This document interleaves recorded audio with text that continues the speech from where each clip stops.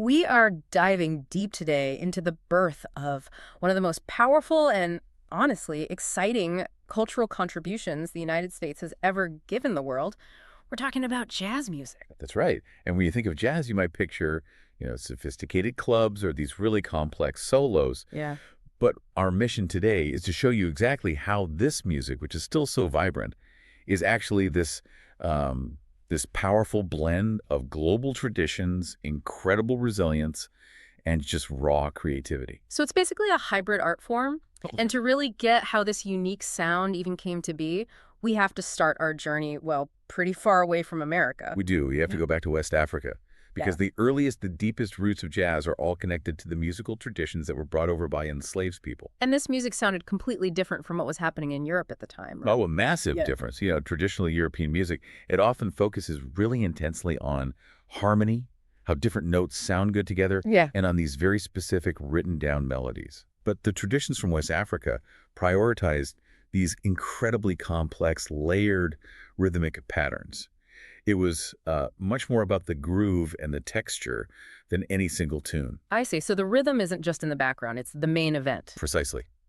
And in those cultures, music wasn't something you just, sat and watched someone perform. It was always communal. Everyone participated. Everyone. Mm. It was for storytelling, for rituals, for social gatherings. You were expected to be a part of it. And what's so vital to this history is that even when physical instruments like drums were taken away or even forbidden, the rhythm just couldn't be silenced. No.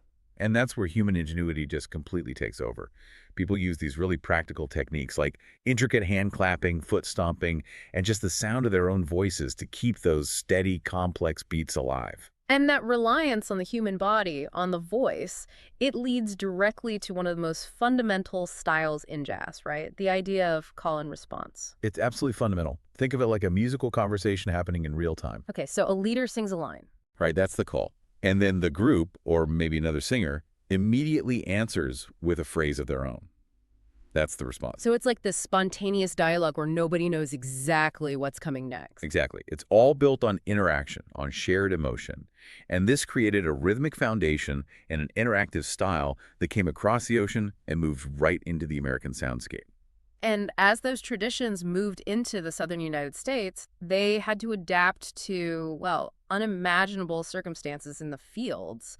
And this is where we start to hear field hollers and work songs. Yeah, and these were developed for survival. I mean, they were used to coordinate really heavy physical labor on plantations. It's like chopping wood, picking crops. Exactly. Things you had to do for hours under the sun. So a single leader would start a phrase, and then all the other workers would respond together in unison. So this wasn't just for expression. It had a very clear practical purpose. It was a safety and efficiency tool, really. By singing in rhythm, everyone maintained a steady, synchronized pace. It reduced wasted motion, and, it helped prevent accidents during these really repetitive, dangerous tasks. And the sound of the tools themselves became part of the music. Totally. The sound of axes hitting wood or hoes hitting the earth. It acted like a giant natural metronome for everyone. And the lyrics, I mean, they were just loaded with meaning. Oh, absolutely. They often express the hardship and the brutal reality of daily life. But sometimes they also had hidden messages to communicate news or plans right under the noses of the overseers. So out of this sound, we get a specific technical element that becomes the DNA of both the blues and jazz. Let's slow down and define the blue note. The blue note is total game changer. Okay, so technically it's a note that's played at a slightly lower pitch or kind of bent down from where it should be in traditional Western music. Why does bending a note like that matter so much? Because it instantly injects this feeling of tension or soul or sorrow into the sound. Western music likes really clear, stable pitches. The blue note challenges that. It makes it sound more emotional. Deeply emotional, yearning. You hear that sound and you immediately know the music is trying to convey something soulful or sad. It's a core building block of jazz's unique flavor. And beyond the fields, the church provided another critical space for expression through spirituals. Right. Spirituals were religious songs that blended European hymn structures, which were often slower, more formal, with those powerful African rhythms and that call and response technique we were just talking about. And the emotional legacy of these songs is just immense. It really is. Spirituals taught musicians how to express deep, personal, collective feelings. It's the art of musical catharsis, using sound to process pain and find strength. And like the work songs, they also had hidden meanings. Yes, often hidden messages about freedom and the hope for a better life. They really provided the spiritual and emotional blueprint for future jazz musicians. Okay, so we have the rhythm from Africa and the emotional language and the blue note from the fields and the church. We've got all these powerful ingredients, but we need a laboratory to mix them all together. And that laboratory is the crucible of American music, New Orleans, The birthplace. the undisputed birthplace of jazz. Its culture was just completely unique, a true mixing pot where different traditions were forced to interact in a way that just wasn't happening anywhere else. What made it so different? Well, for one thing, there was a specific remarkable place called Congo Square. Congo Square, tell us about that. Unlike almost anywhere else in the Deep South where African traditions were just ruthlessly suppressed, for a time in New Orleans, enslaved people were actually allowed to gather there on Sundays. So what would you see if you were there? Imagine it. You'd see thousands of people in this open space allowed to play drums and dance. According to their original traditions, it was this creative chaos. Wow. The sound of traditional drums was mixing with Caribbean rhythms, with Spanish folk songs, even bits of European military music. It became this vital, impromptu training ground for musicians. So they weren't just practicing, they were jamming with totally different traditions all at once. It was real-time fusion. And then history gives them the tools. The Civil War ends, and suddenly military band instruments, trumpets, trombones, clarinets, they become really cheap and widely available. Wait, why were they so cheap? Did the army just kind of dump them? Pretty much, they were surplus military goods. And the people of New Orleans, who already had this deep musical culture, they just snapped them up. And that leads to the rise of the brass band. Countless brass bands. And they weren't playing concert halls. No, they were the soundtrack to everyday life. Right, they played at parades, festivals, funerals. Exactly. Famously at the funerals, where they'd play these slow, solemn hymns on the way to the cemetery, and then this explosive, joyful music on the way back. So they're playing standard marches, but they start doing something really different with the beat. And that difference is syncopation. Let's break that down. Syncopation is probably the most defining rhythmic feature of jazz. Mm-hmm. In most music, the strong beats are 1, 2, 3, 4. Very straightforward. Like a march. Exactly. Syncopation means shifting the accent onto the weak beats or the off beats. Can you give us a physical way to feel that? Sure. Think about tapping your foot to a beat. You usually tap on 1, 2, 3, 4. Syncopation is when you suddenly clap or tap on the end of 1 or the end of 2. It throws your body a little off balance. That's Okay. what gives jazz that irresistible, bouncy, swinging feel. It forces you to move differently. That's where the rhythm really starts to become jazz. That shift is everything. Okay, so now let's look at the specific musical structures that jazz borrowed from. We have to talk about ragtime. We do. Ragtime was a hugely popular piano style in the late 1800s, and in a lot of ways, it's just syncopation made popular. So how'd it work musically? It was defined by this ragged rhythm in the right hand. So the melody was really syncopated, playing against a very steady, straight march-like rhythm in the left hand. Scott Joplin, the entertainer. That's ragtime. That is the perfect example. But the key distinction here is that ragtime was almost always written down. It was formal sheet music. It combined European structure with these energetic African-American rhythms, made it great for dancing. Correct. So ragtime taught musicians how to play and appreciate these complex rhythms.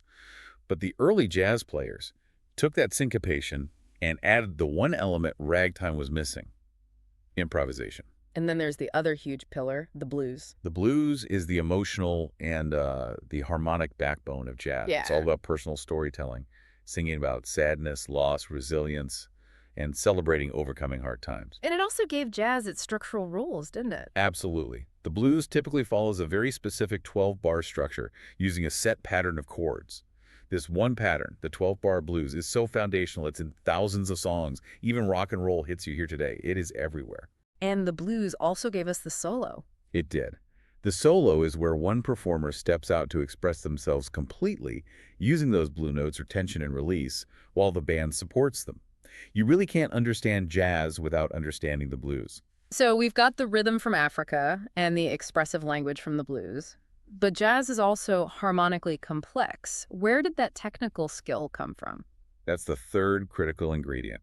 And it comes from European classical traditions. Okay. So while the rhythm came from Africa, the actual instruments, the piano, the clarinet, and the whole system of chords and scales were based on Western musical theory. European immigrants added their folk songs and opera melodies into the mix. But the real catalyst for this final fusion involved a very specific community in New Orleans, the Creoles of color. This is where the magic really happens. This community was absolutely central. Creoles of color were people of mixed African and European heritage, and importantly, they often had more social freedom and, critically, access to formal classical musical education. So these were musicians who could read sheet music, they knew music theory inside and out, they were technically brilliant. Precisely. They were classically trained. They might be performing Strauss waltzes one night. But then there's a historical twist. What happened? Changes in local segregation laws in the late 1800s forced these formally educated Creole musicians to live and work alongside the African-American musicians who were completely steeped in the raw traditions of the blues and spirituals. That sounds like a powerful cultural collision. It was a monumental exchange. Imagine a Creole musician who knows how to write a perfect waltz, and then an African-American musician shows them how to bend a note, that blue note, to make that same waltz sound like it's weeping with soul. And the exchange must have gone both ways. Absolutely. The Creoles taught formal theory, sophisticated arrangements, technical precision, how to make the music sound tight and complex. In return, they learned about raw, expressive power, fiery syncopation, and the improvisation at the heart of the blues. And that fusion of technical skill and raw energy created the polished, complex, and emotionally charged sound of early jazz. That's it right there. So what's the single biggest feature that separates jazz from almost everything that came before it? It has to be improvisation. That is the heart and soul of the genre. Improvisation means the musicians aren't just reading notes on a page, they are making up their parts as they go. Wow. They follow a basic structure, like the 12-bar blues, but they have the freedom to change the melody, to invent totally new musical phrases in real time. So it's basically a nonstop musical conversation. It is. Musicians are listening so closely to what their bandmates are playing, the rhythms, the harmonies, and they respond instantly. It requires incredible skill and quick thinking, but it means every single performance of a song is unique. By the early 1900s, this new, exciting sound couldn't stay bottled up in New Orleans. No, musicians started moving north to big cities like Chicago and New York, looking for better opportunities to play and record this new music. And technology really helped it spread. Immensely. The invention of the phonograph records and the radio meant that people all across the country could finally hear these New Orleans bands for the first time. And the music was fast, it was exciting, full of life. It became the perfect soundtrack for new dance styles. It really was the sound of a modernizing world. It absolutely was. And its legacy, it defines American music. Early jazz laid the blueprint for almost all modern popular music that followed. Rock and roll, R&B, even hip-hop. And its powerful message of combining individual expression in the solo with the need for group cooperation and listening, that's still so relevant today. It really is. When you connect it all back, the story of jazz is this powerful reminder that the greatest art forms often come from bridging gaps between different cultures and traditions. The creation of jazz just proves that when you smash together different cultures, African rhythm, European harmony, and the American experience, the result is so much greater, so much richer than the sum of its parts. Good luck with your studies.